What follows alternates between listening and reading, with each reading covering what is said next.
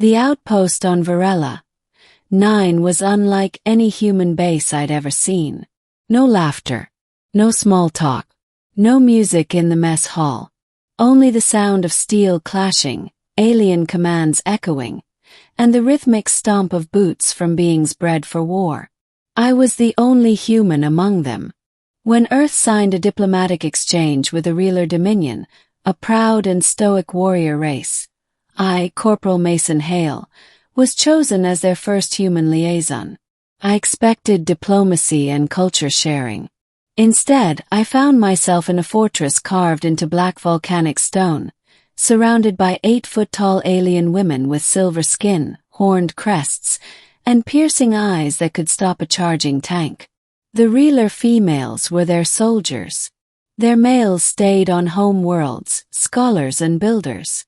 The women were the fighters, commanders, and executioners. Their culture revered strength and viewed softness as weakness. And humans, in their eyes, were soft. My first weeks there were brutal. They didn't speak to me unless necessary. Every time I entered the training yard, the clashing stopped, just for a heartbeat, then resumed as if I were invisible. They respected only combat, and I was just a diplomat with a translator implant and a nervous smile. But I couldn't help noticing something strange about them. Every one of them, armored, battle-scarred, towering, moved with such grace it was almost poetic. The light caught the silver lines on their armor, making it shimmer like moonlight. When they sparred, it was art, not just violence. And yet they never smiled. Middle the humans' words. 3 months into my posting, I was summoned to observe a trial. A group of Reeler warriors had captured a Vraxian raider, and according to custom, one of them would challenge him to a duel.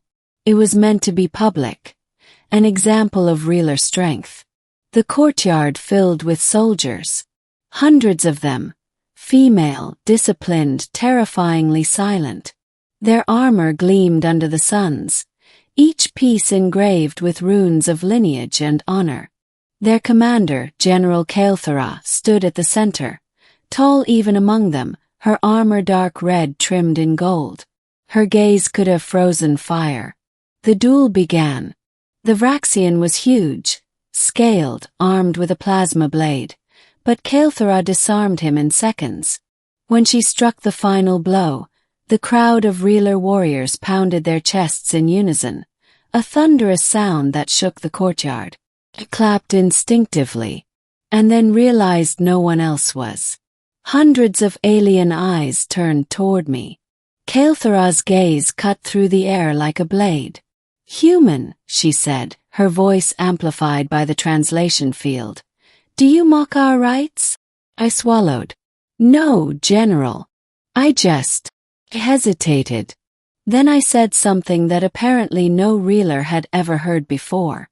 "I just think you're beautiful." The silence that followed was absolute. Even the distant hum of the generators seemed to fade. Dozens of alien warriors froze in place. Some blinked rapidly. Others exchanged puzzled looks as if I'd spoken a forbidden word. Kael'thara herself stiffened.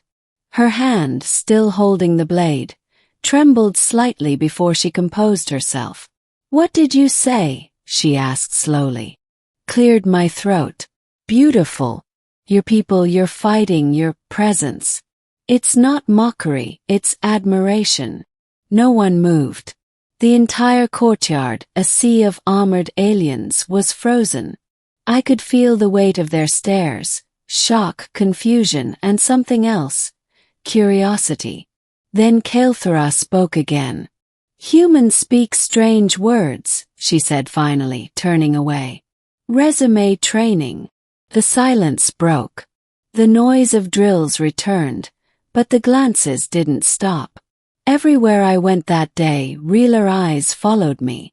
Warriors who had ignored me for months suddenly seemed uncertain. And that night something remarkable happened. Change. I was eating alone in the mess hall when one of them approached me. A young soldier named Vera 10, her horn crest polished, her armor gleaming. She hesitated before sitting across from me. You used the word beautiful, she said haltingly. That is not a term of strength. On Earth it means more than strength, I explained. It means something that moves you. Something worth admiring. She frowned. To be admired is weakness. To inspire fear is strength. Maybe, I said. But fear fades. Beauty stays. She stared at me for a long time as if the concept itself was alien, which to her it was. Then, without a word, she stood and left. The next morning, more of them greeted me in passing. Small uncertain gestures. One even asked me to evaluate her combat form, something they'd never done before.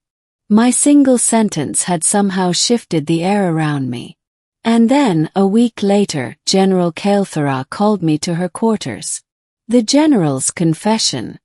Her chamber was carved from obsidian stone, decorated with banners of conquest and relics of battle. She stood by the window, armor off, dressed in simple robes that shimmered faintly in the light. Her skin looked like molten silver beneath the glow. You are either brave or foolish, human mason, she said without turning. Do you understand what you said in the courtyard? I do, I said quietly. And I meant it. She turned, eyes narrowing. Among my kind, no one speaks like that. The realer are born to fight, not to be praised. We do not have a word for beautiful. That's a shame, I said gently. Because it's true. Her breath hitched slightly.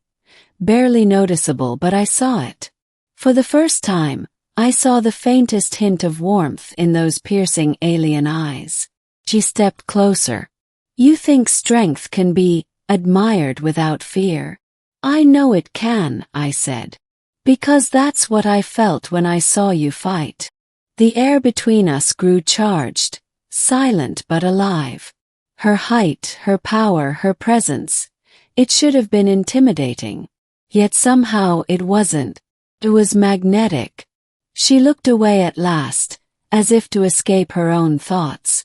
You've caused confusion among my soldiers, she said. They discuss your words. Some question what it means to be strong. Maybe that's good, I said. Maybe strength isn't just about how much you can destroy. Maybe it's about what you protect. She stared at me again, and this time there was no hostility. Only something I couldn't name. Middle to end the battle. 2 days later, the outpost was attacked. A Vraxian warband, hundreds of raiders, descended from orbit in a sudden strike. The alarms blared, and the fortress erupted into chaos.